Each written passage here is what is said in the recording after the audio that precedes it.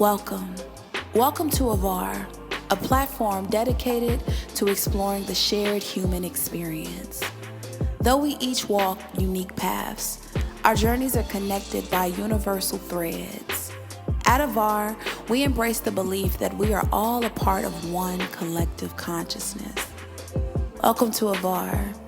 It's snuggled in. I think you're gonna love it here. You're gonna love it here. What it is, yo? What's the? Can I play it? Just keep in touch. Okay. Y'all don't take me serious. Don't take me too serious. But welcome to the first official episode of AVOR podcast. I am your host, Wasila Giwa. Let me say that. I'm going to run it big for those that don't know how to say my name. Wasila Giwa with the African accent.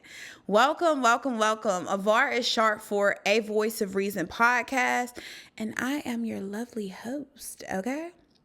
So it took a little minute for me to get to this first episode, but we here now, and that's all that matters. I ultimately believe that God has really called me to speak and to be more visible. So here I am, God. Here, use me, okay? The reason why I decided to name AVOR is because I feel like I've always been a voice of reason in my friend groups. I don't know if you identify with being that friend who's always the one that people come to when they need some sound advice. Not, hey, go bust that man car out, his windows out. But, hey, maybe you should process your emotions. I'm that friend. So welcome. So a little bit about Wasila Giwa, okay? First, we have to get into where my name come from, what is the meaning of Wasila Giwa, okay? So my name is actually the female version of my father's name. My father's name is Wasu, and my name is Wasila. Now, my original name was supposed to be pronounced Wasilat, with a T, Wasilat. But my mother was like, that's too African, okay? Because my mama African-American, my daddy Nigerian. She was like, we're going to drop that T. So I am the female version of my father's name, which his name is Wasu. My name is Wasila. My initial meaning, so customary in African culture, let me back it up. Customary in African culture, we have naming ceremonies. And naming ceremonies is where the priest comes, family's there, some food's there, and the priest bless the child and give the child the meaning of their name. So at my naming ceremony, the meaning was given that I am to be an intercessor for my mother and my father, right? So intercede is the first official name that was given to me, or the meaning that was given to me for my name. Now we go throughout life, okay? Life has definitely took some turns and some twists. The second meaning that I get for my name, I was working at Walmart, and I'll never forget, I had, Lord Jesus, Walmart days.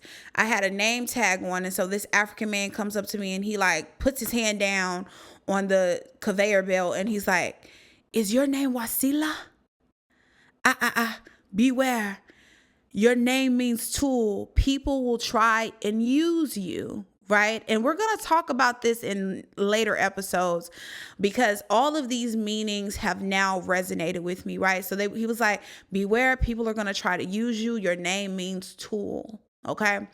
So then the last and final meaning, I don't know if I'm going to get some more meanings, God, but the last and final meaning that I got for my name, I was going to a cell phone shop to get my cell phone fixed. And for those who don't know, my name is also an Arabic name, and it's also a Muslim name. So a lot of people, when they hear my name that are Muslim, they think that I'm also Muslim. My father is Muslim, but I am not.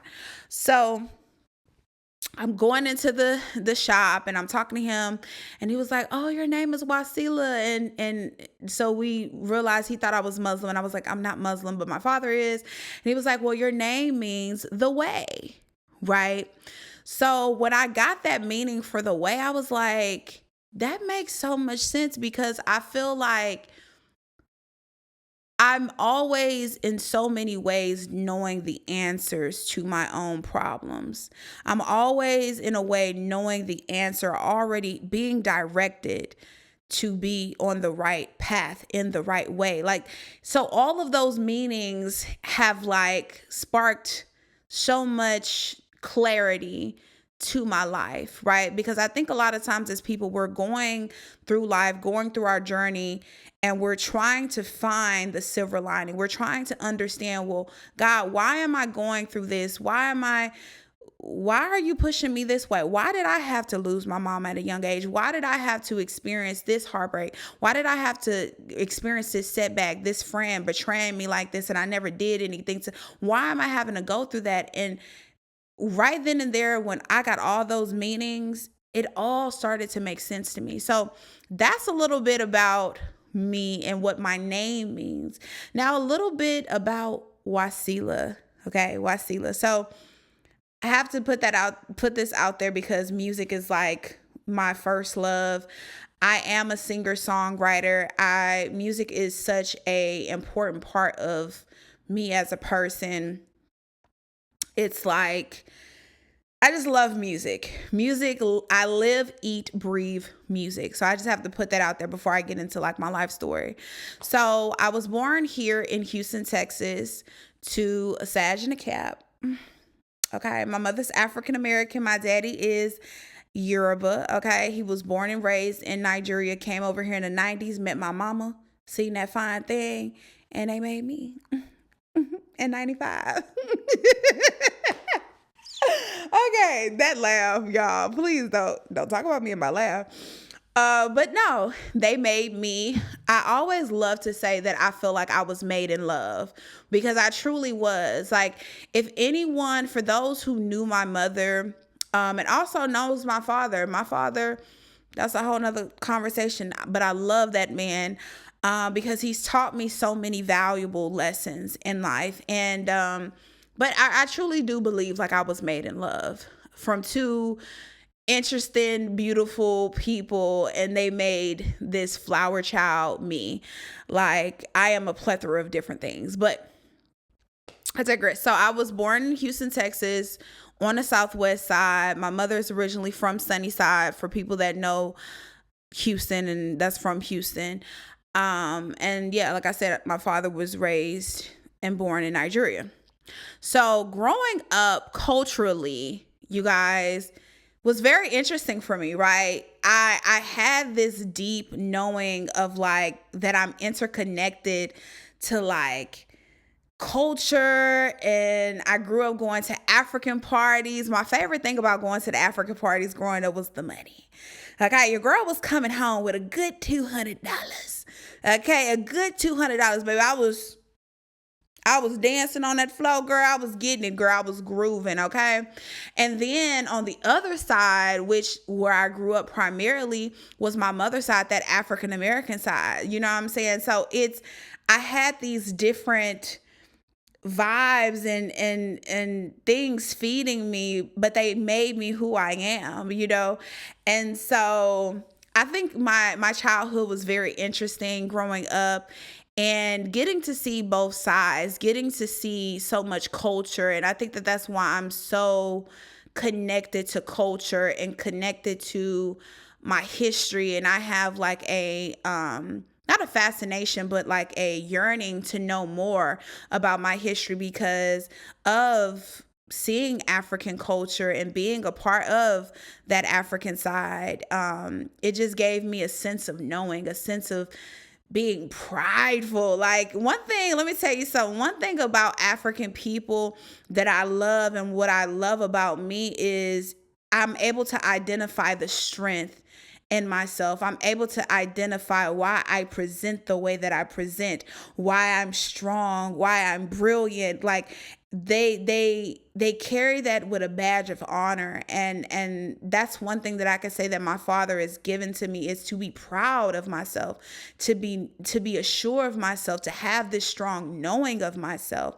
It is such an important thing, and has been an important thing for me. So My daddy and my African side, I definitely would say, gave me my pride. Now my African American side gave me that swag, it gave me that swag, book. It gave me that swag. It let me know that no matter where I go, like that culture, that sense of creativity, that sense of spontaneity, just all that we are as African American people, it gave me that, and it let me know I got that. That's mine, and really just all my little sauce came from that African American side. I ain't even gonna lie, that sauce came from there.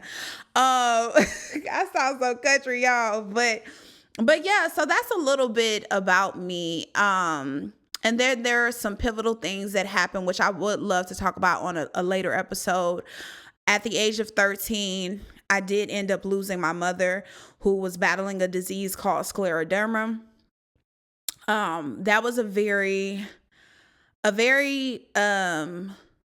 traumatic time. And I think it took me years to realize how traumatic that was for me. Still to this day, my mother, I still will cry like a baby at the thought of my mother, missing my mother, because you have to think, when a child loses a parent at a young age, it's kind of like emotionally some parts of me are stuck at age 13. And I think all I remember is when I did lose my mom, how strong I was within that moment. And I wish I could go back to the 13-year-old me and say, you don't have to be that strong. You don't have to have all the answers. You don't have to carry the weight of this, right? And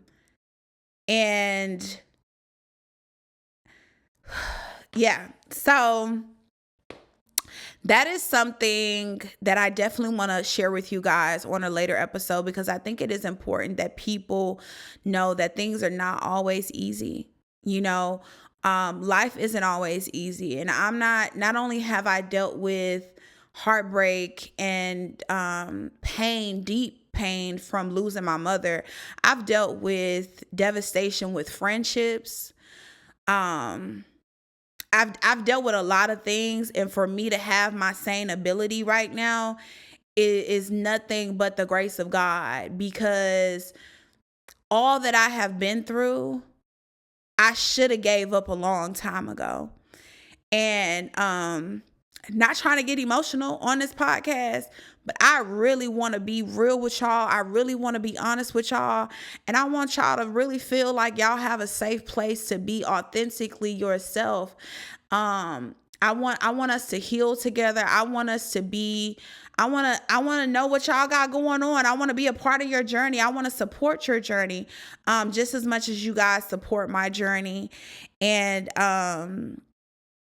this is spiritual for me. This is spiritual for me because I have had to overcome a lot of spiritual warfare, a lot of different things that should have took me out, but didn't take me out. And one thing I know about me, baby, is I'm a motherfucking fighter. Okay.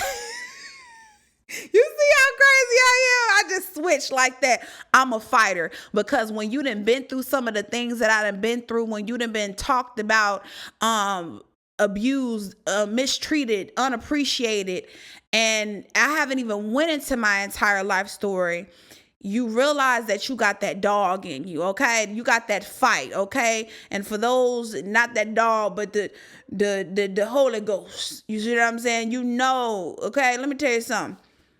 Back when we was in church, okay, and the older folks was getting up and screaming and shouting, you was like, what is they doing all that for? Now I know why. Okay. Now I know why, because when you have been tested and went through the storm, you understand the fight that people be fighting. You understand the mental anguish and battles that they done got nothing else to say. But God, help me, God, help me, lead me, God. And sometimes they don't even got that. They just got to mumble.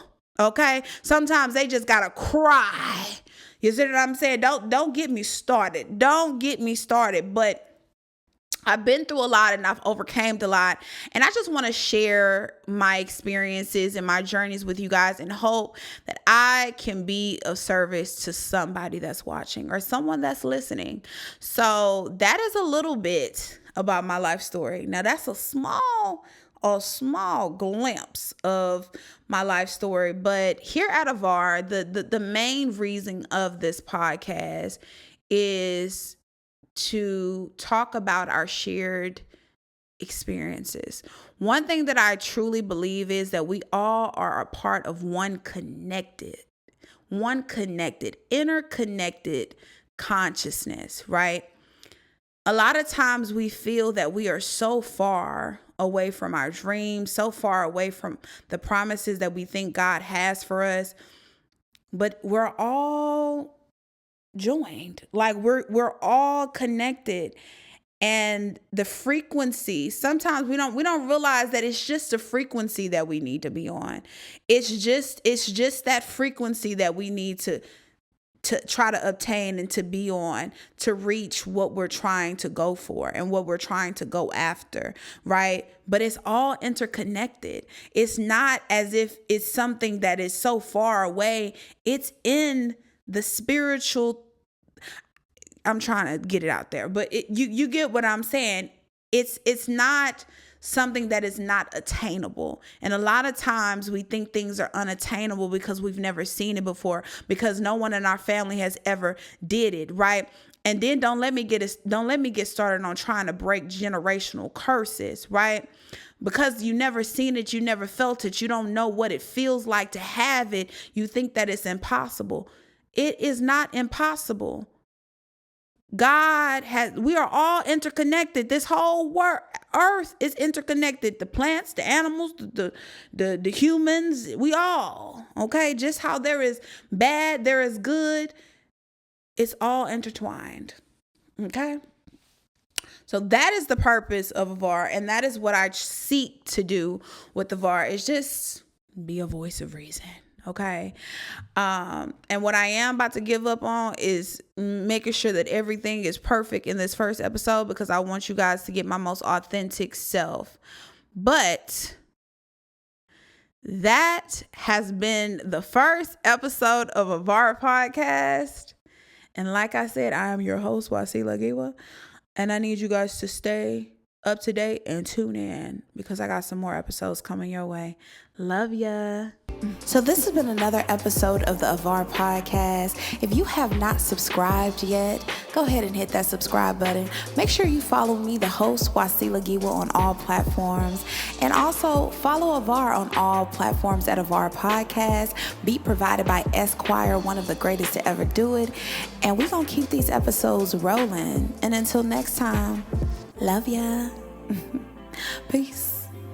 Peace.